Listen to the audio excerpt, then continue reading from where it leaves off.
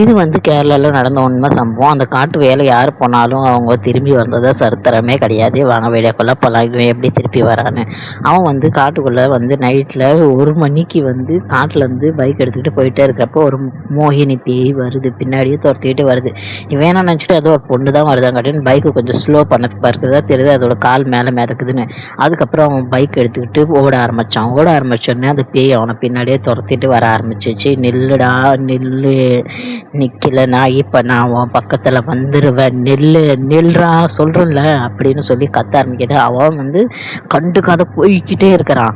அப்போ போயிட்டே இருக்கிறப்ப நிற்கிறியா இல்லையா அப்படின்னு சொல்லி சிரிக்க ஆரம்பிக்குது. அதோட சிரிப்பு அகோரமாக ஆகுது.